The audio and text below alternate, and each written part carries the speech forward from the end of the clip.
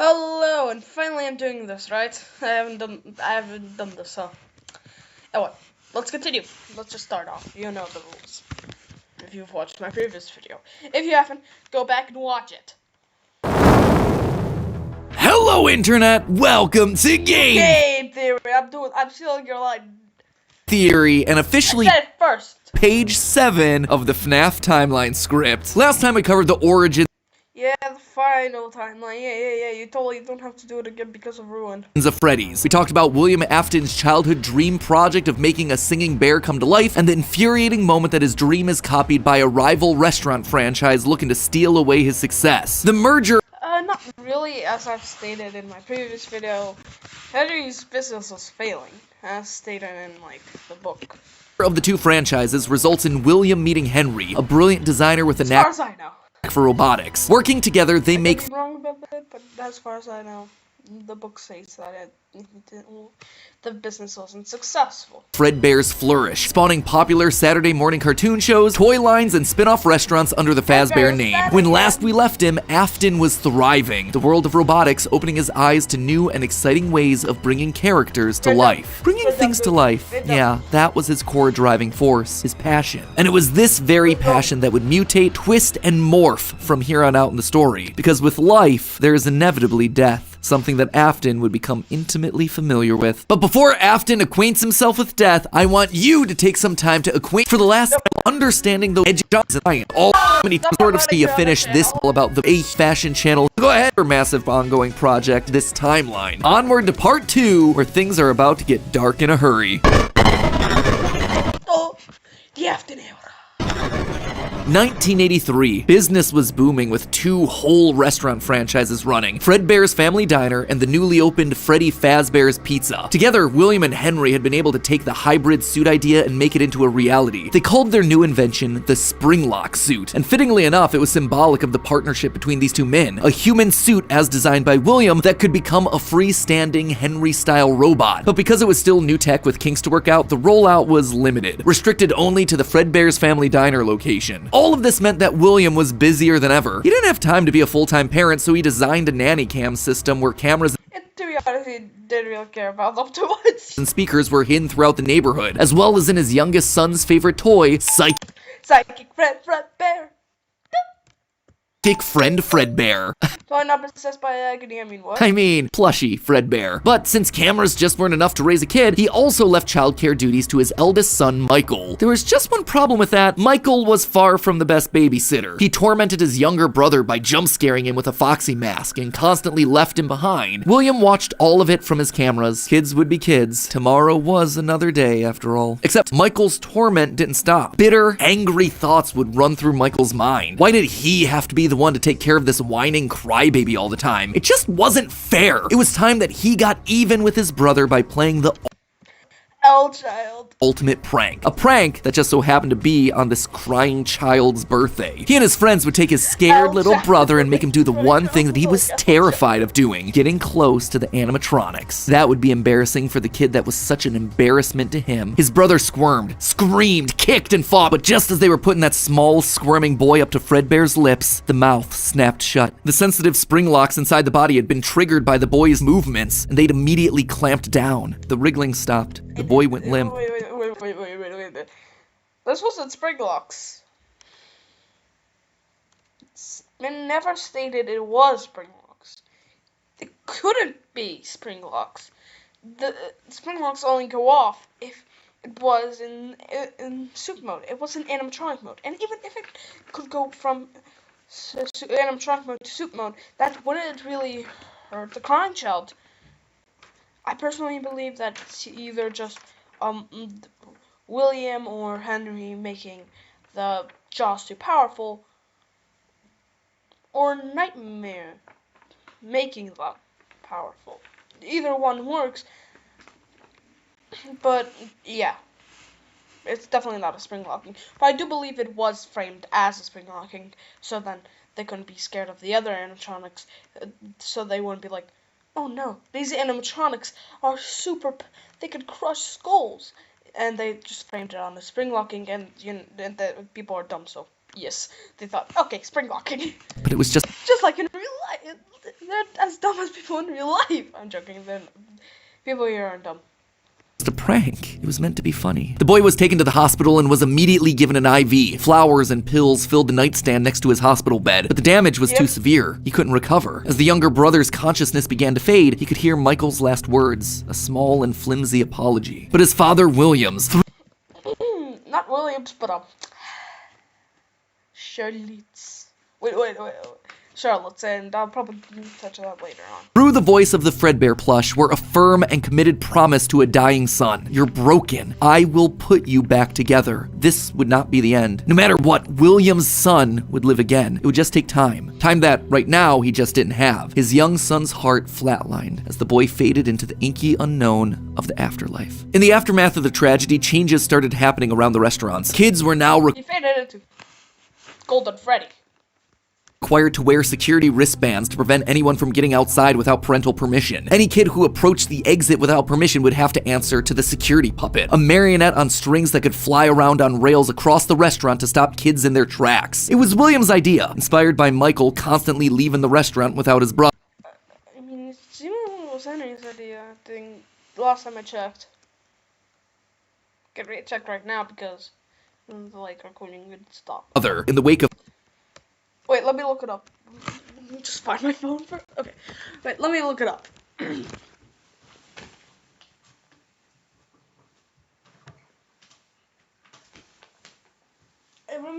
I think it was stated in the encyclopedia.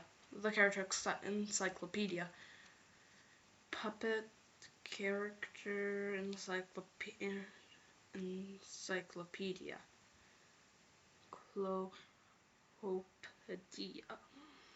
And then encyclopedia. Puppet encyclopedia.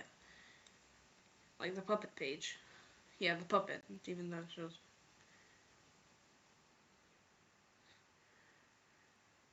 I can't find the original one, god damn it. I can't find the page. Why can't I not find the page? God damn it. Oh, here.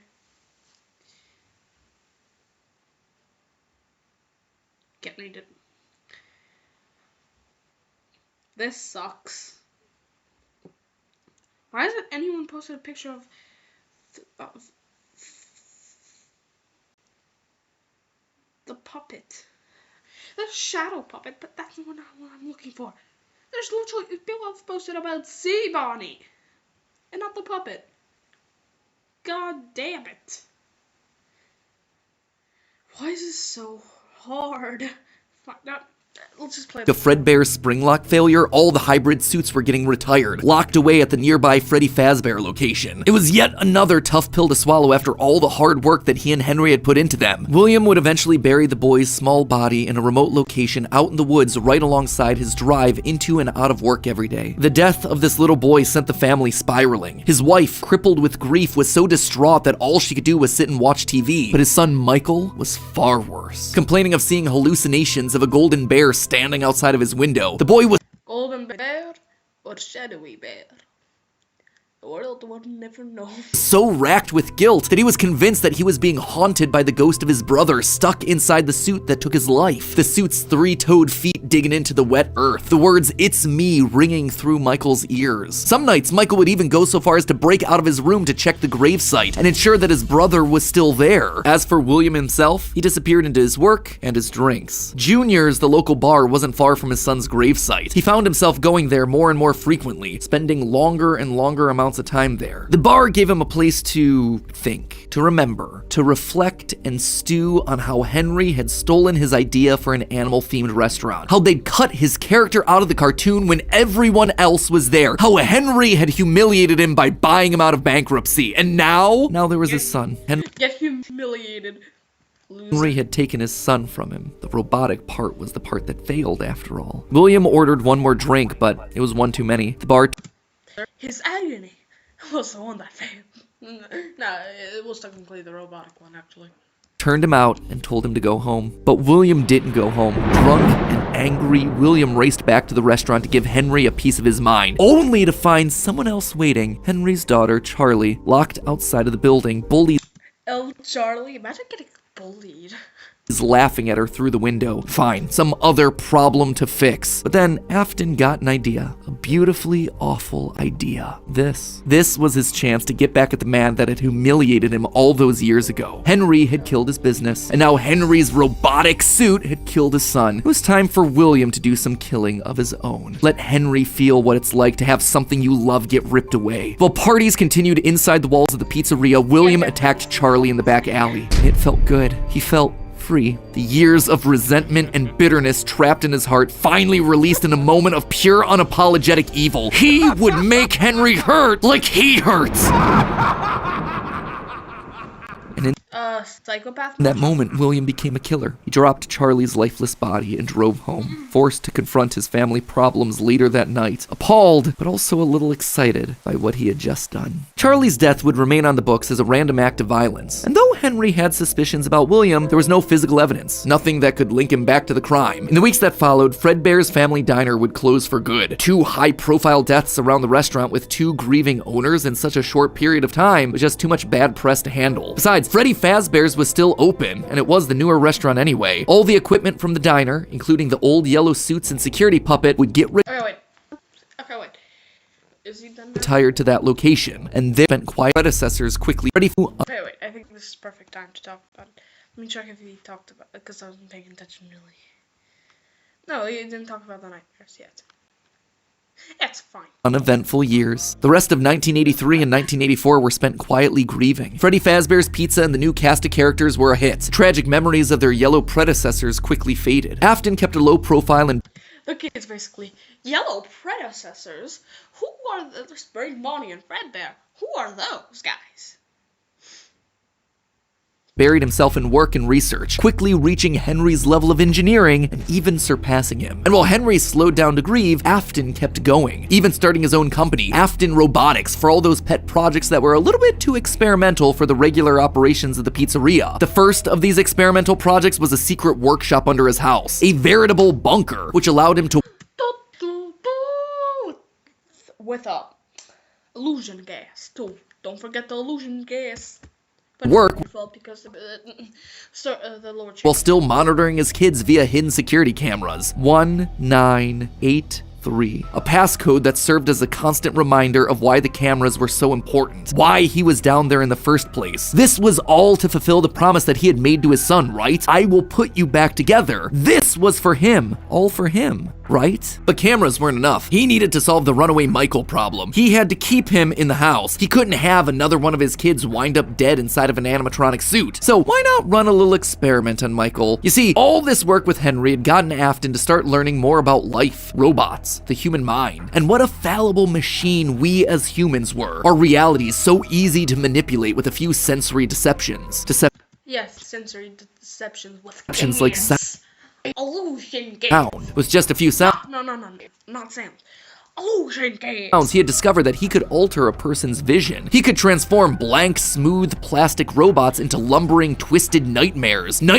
Yeah, nightmares made out of agony. Nightmares far scarier than he could create with actual materials. They would appear organic, rotting, putrid, terrifying. These would be his means of keeping his son Michael in the house where he belonged. Was it extreme? Maybe. But then again, this was the boy who had killed his son. He would make him sorry. And so Michael would grow up not only dealing with the memories of his own guilt, the hospital room, the pills, the flowers, the death of his brother, but also facing literal nightmares, illusions created by sound. Michael would never forget these either. Years later, as a security guard, he would still draw pictures of them inside of his logbook. But okay, now it's time for me to explain what's going on.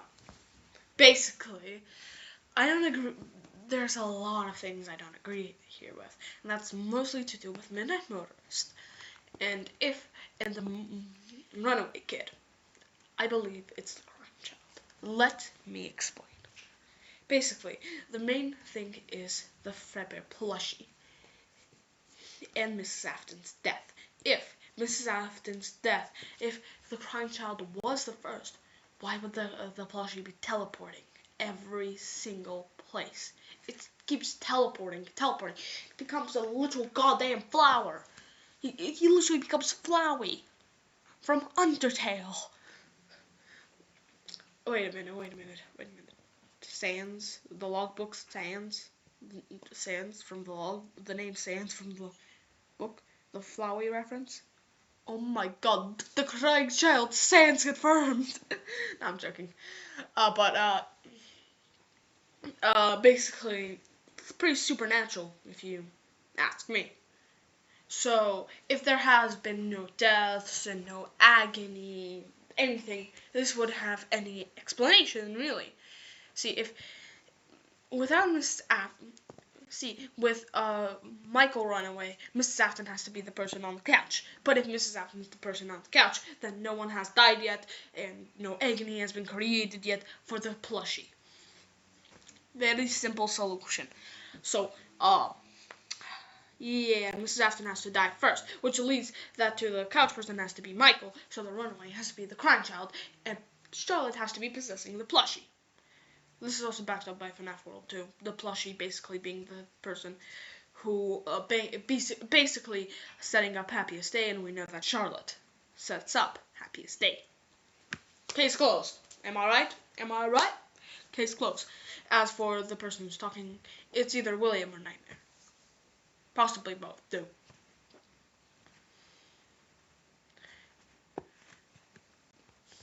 Possibly. But all of these extra projects meant that his home life suffered. And the crying child is the one to get tortured. And it's not illusion discs, it's illusion gas. As in the new story, I forgot the name of it. God. Let me look it up again because I forgot the name. I remember it was like the fear of repetition. Fear of repetition. Yeah, repetition. Didophobia. I thought it meant something else. Yeah, didophobia. I don't know why I didn't remember that. Didophobia. And, yeah. Also, am I the only person that finds it odd that Rory and the Crying Child are so alike? I mean, they basically have the FNAF 4 room has been linked with the Crying Child a few times, and we have Rory who has the same room. His mom is a clean freak, and if we go by my theory that Mrs. Afton is the daycare attendant, then that would definitely line up with the daycare attendant being a clean freak. Both forms. And he has an absent father. William is basically the world's biggest absent father ever, so possibly. But it goes into it's basically, but it takes a different direction. It more being Nightmare torturing him in his mind when he's dead than anything else. It's still a possible theory, but not really. I wouldn't say that too. I wouldn't say it's too big of a possibility. It's a possible theory, and something that I noticed, but I'm not sure about it yet. It feels off to me.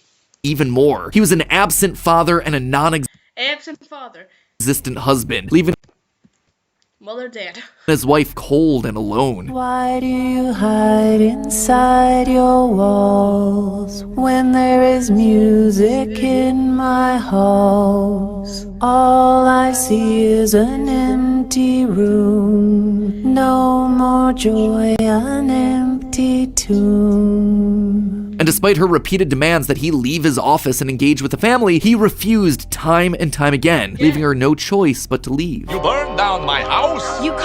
Yes, she did. She burned down the house. Call that a house? It was like a morgue in there. You need to see your son. Wait a minute. Burning down houses. That's what wait a minute. That reminds me of Toitika the high school years. Why does that remind me of that? Did she burn down the FNAF? Did she burn down the sister location bunker, like the house that was connected to the sister location, the FNAF 4 house? Possible theory alert. Possible theory, but probably not. Maybe, but maybe not too. The baby isn't mine. Well, how's this? I'm keeping the diamond ring. And through it all, there was Great job. one lingering feeling. William You totally not gonna do suicide. wasn't done. He had gotten a taste of what it felt like to be unleashed, what it felt like to be free. Charlie's murder had Damn Why did he have to? Yes, the elbow fire meme. Blocked something in him, and he wanted more. June 26th, 1985. Putting on the golden Bonnie suit, he lured children one by one to the back room of the pizzeria when no one was looking. At first, he was cautious. He would lure them with promises of cake and cookies. He told them their dog had died. Rip Susie. I forgot what I remember there was a story in like I think it was like Fine Player 2. It sort of implied that the Freddy bully was murdered by William in the MCI. So I wonder what he said to him. He probably reminded him of the crying child and was like, "Where the frick is he?" them that their dog had died. He would ask for help with homework. Susie was the first. You never truly forget your first. Charlotte was the first. Shut up. Shut up. I have seen everything. No, you haven't. But where to hide the bodies? He couldn't sneak out. Someone would see him. He had to hide them in a place where they'd never be found and where they'd never leave the building. They had to be stuffed. Stuffed inside of the suit. Bro, why did you have to pick a silhouette of Foxy of all things when you're talking about Susie? Bruh. Come on, you could have just easily changed that to a silhouette of Chica. But no, you have to change it to a silhouette of Foxy. Now you're making me... Now I'm triggered. No one maintained those things anyway except for him. And so Susie would go into Chica. Fritz, Jeremy, and Gabriel would come next. Not even him, I'm pretty sure. But it was easy. It was too easy. No one cared about those animatronics. They didn't give them a bath. And with each little life he snuffed out, his lies got bigger. Their house was burning. They're just being kidnapped. Until the last one where all pretense was off. He let himself get violent. Too violent. I'll just wait for him after school, throw a bag over his head, hit him with a shovel, and drag him into the back of my car. Rip Cassidy. All I know, she's not the one you should not have killed. That's Andrew. But I mean, Andrew literally got tortured till he died. If you're wondering what I'm talking about, is like basically in the story Didophobia, it's also implied that there were more kids in this experiment, and my personal belief is it's Andrew and the other kids that are seen in The Happiest Day. You know, the weird masks. Yeah, them. I also believe. I'll also say this later. I'll talk about it more later too, because they're also important later on this episode. Body of Not episode, video. Cassidy was far more bloody and broken than any of the others. He'd let himself Yet she's still this calm. go too Enough. far. That one he shouldn't have I mean, she could be the vengeful spirit, but I'm still debating over that, really. killed. With no more active animatronics left, he shoved the body into the one suit that remained backstage, the long-forgotten yellow Fredbear. Now, I haven't really touched upon the idea of the vengeful spirit. I do believe in you, Santo. broken and discolored with age. Broken, like Cassidy was broken. I'll probably make a video about that. Broken, like his son was broken. Newspapers reported on this disappearance, naming the whole thing the missing children's incident. Police would even charge William with the crimes after finding security footage of the golden mascot suit luring kids to the back, but they couldn't convict him. They had no bodies, and his face had been hidden behind the mascot suit the entire time. What they had was circumstantial at best, and so he walked away a free man. But Henry knew the truth. In these murders, he saw his daughter Charlie all over again, so he threw Afton out of the company and shuttered the doors to the old pizzeria. Henry would keep the franchise quiet for 2 years. This would not happen again. This could not happen again. How could he protect the kids? Finally, he developed a solution. He would implement an even more extreme I'm just gonna say this, I love the background audio, the background music. security system in the form of new animatronics, toy animatronics, inspired by the toys that they had been selling years ago. But these guys, these were special. They were a new breed of robot with facial recognition abilities. But most importantly, they're all tied into some kind of criminal database, so they can detect a predator a mile away. All the original animatronics, now withered with age, were moved to the new location. With a plan in place, it was time to try once more. The year was 1987, and the new and improved Freddy Fazbear's Pizza was making headlines in local newspapers. Headlines that just so happened to catch the attention of William Afton. Freddy's was back, and without him? That was his idea, his character. Henry was, yet again, trying to cut him out of the picture. No. As long as these restaurants stayed open, William would always come back. Then he noticed the phone number I always come number to apply at the bottom of the article. $100 a week to apply call. Afton would go back, not as an owner or co-founder. He would go back in the one place that they would least suspect him, a lowly day shift security guard. And there it was. Buried in the back of parts and services mixed in with the old withered animatronics was the golden rabbit. With the yellow security badge still on his chest, he used his crank to pull open the spring locks. It was time for Bonnie to give an encore performance. Someone used one of the suits. We had a spare in the back. Encore. Why did that remind me of that line? Someone used it. Now none of them are acting right. From what I understand, the building is on lockdown. No one is allowed in or out, especially concerning any previous employees. When we get it all sorted out, we may move you to the day shift. A position just became available. 1987, 5 more kids. He didn't know what felt better, getting back into the suit after 2 long years of waiting, or knowing how devastating this would be to Henry the next morning. He didn't even try to hide his crime this time, just meant more blood on Henry's hands. He'd failed to protect the kids again. The restaurant had only been open for a few weeks, but William was sure that this would get it to close. Good, if he couldn't have Freddy's, no one would. Whenever a new pizzeria opened, he would be there. But as he sat in his bunker, something else started to linger in William's mind. He had seen something strange. The old withered animatronics, they had been wandering around the building, spurred on by the puppet. It was almost like those old robots were trying to save the kids. Save them? It's impossible. They couldn't, obviously, but still, how were they moving? It was almost like they had been given life somehow. Did he have something to do with that? The following day, the news would report a security guard getting bitten by one of the animatronics during the day shift. Was that bite meant for him? William's curiosity was stronger now than his bloodlust. He had to learn more, but how? There was no way he'd ever be able to get inside another Freddy's pizzeria. Heck, there was practically no way a Freddy's would ever open again. He needed to create something new, something brand new. He needed to create his own pizzeria. Due to the massive success, and even more so the unfortunate closing of Freddy Fazbear's Pizza, it was clear that the... For what was it again? The rental service and not the actual pizza, and not the actual Circus Baby's Pizza World. I don't think it was for Circus Baby. It's more so for the rental service. It could be for Circus Baby, but I personally, unless it's stated, it has been stated it was for Circus Baby's Pizza World, and I just don't know about it. Yeah. This only implies that this has to have happened after. Stage was First location of Freddy was closed. But I do agree with your placement of the timeline of Elizabeth's death, though. Circus Baby's Pizza World, because you can't die before the crying child. The divorce stayed in FNAF security reach. She was a part of it, so she has to have lived till then.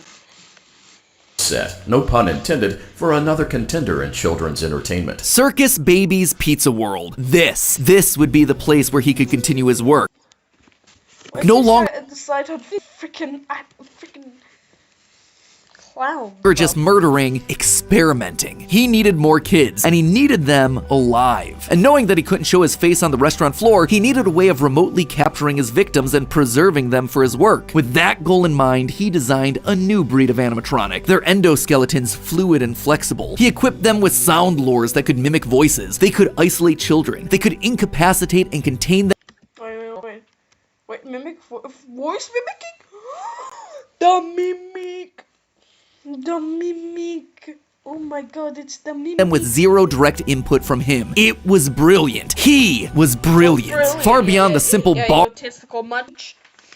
Probably could unlock cultural ego. Bars and wires of Henry's designs. And the characters he chose for this were uniquely his. His new roster wasn't going to be tainted by Henry's disgusting barnyard bird. Instead, it was back to his characters, his creations. Freddy, Bonnie, Foxy, as well as 2 special ones. The first, Ballora, was an homage to the woman who left him. Now she would never leave him again. The second, a loser.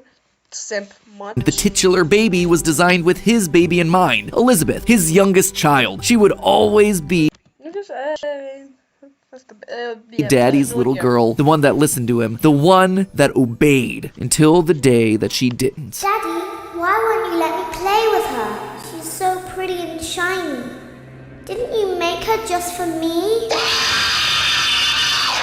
The day before Circus Baby's Pizza World opened, she disobeyed. She didn't listen. Left alone with Baby, she got too close. The animatronic ripped in half and swallowed her whole. A scared and confused child fading into eternal darkness. By the time Afton found her, it was too late. She was gone. He immediately canceled the launch of Circus Babies under the guise of a gas leak. But wait, as he sat there at the foot of the stage, he noticed that something was different. The eye color of the robot had changed. Baby had been built with blue eyes, but now they were emerald green, the same color as Elizabeth's. Was she in there? Could this all be connected to the free-moving animatronics that he had seen at Freddy's? He had to know more. His mourning turned to excitement. He had to return to where it all started. 1993. Pathetic. This place was pathetic. Henry had clearly tried to reopen one final time with those old original animatronics from so tried to free the animatronics. He got fired for the second time. A loser. Imagine getting fired for the second time. Loser. What a loser. long ago, right, guys?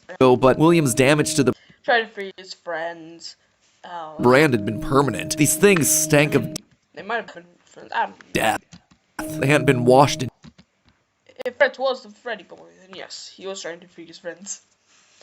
decades. But even if they had, nothing could wash away the stink of murder that haunted these halls. One night, then another, then another. William repeatedly snuck into the old, broken restaurant to lure the living animatronics to him, one by one dismantling them, robbing them of their endoskeletons. The metal had to be the secret. It had to contain the remnants of life itself. But he had to know for sure. Leaping out of a room that was invisible to the animatronics programming, he dragged the oversized robotic skeletons back to his underground workshop, back to where Circus Baby watched on with glowing, curious eyes. Eyes that somehow felt alive. Not knowing what else to do, William melted the robotic parts down. 5 animatronic endoskeletons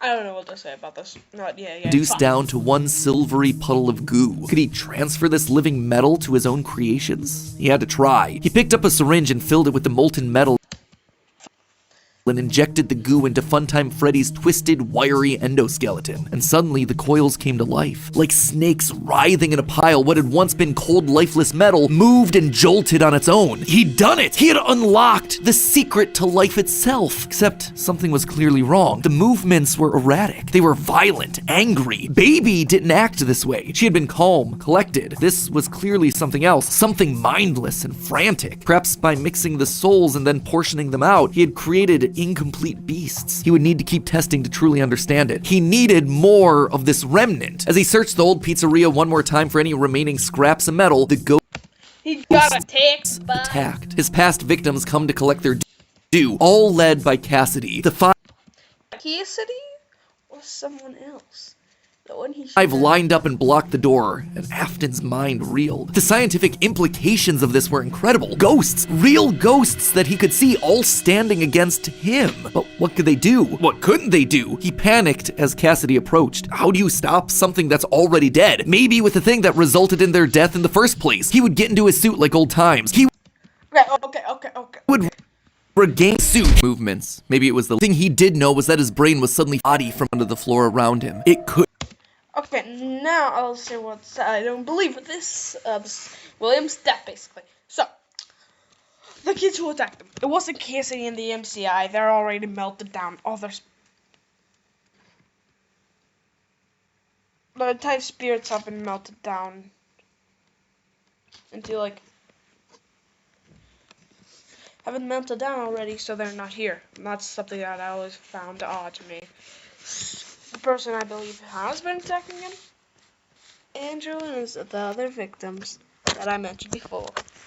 They're back, and I believe either Andrew possessed William, keeping him alive, or Nightmare kept him alive, or the Crying Child, or Cassidy. Depends on who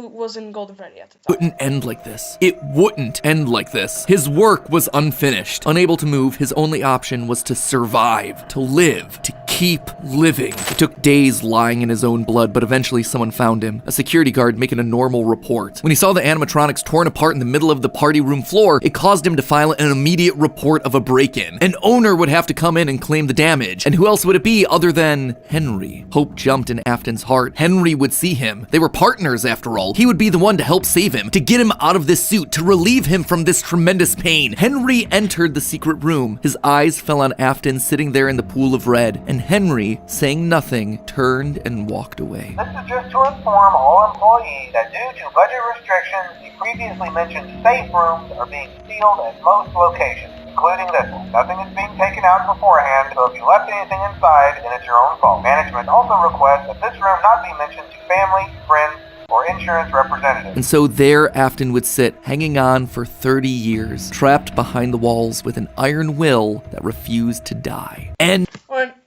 or a spirit keeping him alive. End of this part. I say this part because it's not officially the end of the Afton era just yet, but this just felt like a really solid stopping point, and the episode has gone on forever. Okay, so most of this is things... Mine has gone on forever. Yours is small. I've done this for like 35 minutes. You've only done this for like 20. That we already knew, stuff that's been established and re-established time and time again by the games. That said, there are two things that I absolutely have to address. The first and biggest is the placement of Sister location, or more specifically, Elizabeth's death. To me, evidence in game seems to suggest that it was meant to come before the crying child's death.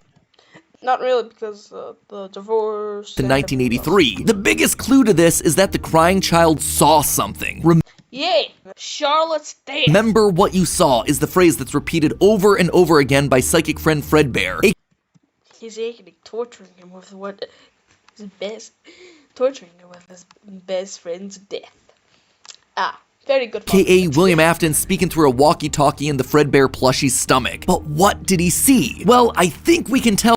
Very good father moment. Right based on how the nightmare animatronics are visualized. They have mouths in their stomachs, just like Baby ripping in half at the waist to swallow a kid. There's also the empty girl's room, one presumably left behind by a... She could just be outside playing or something. Dead sister. And lastly, it explains why he's scared, and more specifically, why Afton wants him scared. He needs his kids to stay away from the animatronics. He doesn't want them getting too close, because the last time one of his kids got too close to a robot, his daughter died. That's then why he sets up the nightmares, to scare both Mike and the crying child away from the animatronics from that point forward. That's why books like the Character Encyclopedia outright suggest that we play as the crying child in FNAF 4. That's why he has a nanny cam following the crying child everywhere, so he can keep tabs on his kids when they're out of his sight. He can't motivation for killing, lashing out at the died prior to Charlie's death, based on the mound of dirt that we see in Midnight Motorist. His children had to have died prior to Charlie's death, based on the mound of dirt that we see in Midnight Motorist. This one and the nightmare one are just amazing. I love had to have died. Why are those two so prior to Charlie's death, based on the mound of dirt that we see in Midnight Motorist. It also allows circus babies to open and close earlier in the timeline, which is how you wind up with Funtime Foxy appearing as Mangle in the FNAF 2 location. Basically, Elizabeth dying first has... It's just a different version of Funtime Foxy. Possibly Elizabeth Sophie, do not steal. No, I'm joking about that part. But hey, could be. We never know. We'll never know. Everything it needs to... Elizabeth making Ray will be like, "This is my OC, do not steal." Fit, except for the most important thing, the murder weapon. Why would Afton be building an animatronic with a giant claw in its stomach so early in the timeline? Yeah, that's part 2, I forgot that part. Why am I dumb? At this point, he just Mrs. Afton's death? Has no motive. It just doesn't make sense prior to 1983. At this point in the story, he hasn't killed anyone, and we know for a fact that the missing children's incident is 1985. So Elizabeth's death coming before any of those events just doesn't work, hence why I placed it where I did in the narrative timeline. Afton's death here is also a bit tricky. We know that he returned to the FNAF 1 location to break down the original animatronics in order to harvest their remnant. We know that he melts down 5 things to become 1 It still can't happen even with Mrs. Afton's death though, because Remnant, he has to know about Remnant first. I mean, it could happen after Charlotte's death. Could possibly happen after Charlotte's death. thing. Candy Cadet makes that very clear. So the 5 things are the 5 endoskeletons from the various animatronics. That would be totally fine if it weren't for one huge problem. On his 5th visit to the pizzeria, Afton gets spring-locked. So either the 5 becoming 1 starts in 1993, but then finishes 30 years later when he re-emerges from the wall to add the last endoskeleton to his pile, or he's had himself some reason to return to the original location after harvesting all the stuff that he can. It's not ideal, but it's the one angle that makes the most sense. And with that, this next chapter comes to a close, thereby leaving us with 5 more games to cover. My opinion on that, he came back for Charlotte. He wanted to get Charlotte too. But then, And another 40 plus years of Fazbear history to recap. Ooh, when you put it that way, something tells me that this might balloon into 4 parts. Ugh, we'll It is. It did. It did. see. Anyway, until then, my Faz heads, congratulations! You've made it through a massive upload. And hey, if you are still looking for more to watch, then check out the other 5 brand new awesome theories. No, this is the end. No, we're not doing that. You're not doing this plug. Back to go check. I actually want to watch this one later. I haven't watched this. Anyway, but yeah, what did I think of this? This is what did I think of this episode? How much he got right, how much he got wrong. I'm mixed about this. I don't agree with him, but definitely a good idea. I'm not saying that, his idea, I don't agree with him, so he's big dum-dum. Nah, I like the ideas, of course. I feel like in FNAF, we don't have to really try. I like pitching more ideas than what I believe.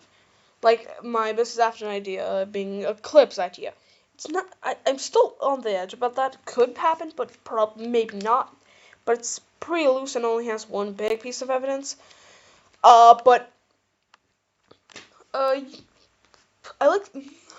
don't believe it, but he has good reasonings to believe. I don't believe everything he does, but he has good reasonings to believe what he's believing. So, I liked it. It was a good part. Dramatic. And yeah. See you all next time. I finally finished this upload. God damn it. Yes. Now I just need to make a thumbnail.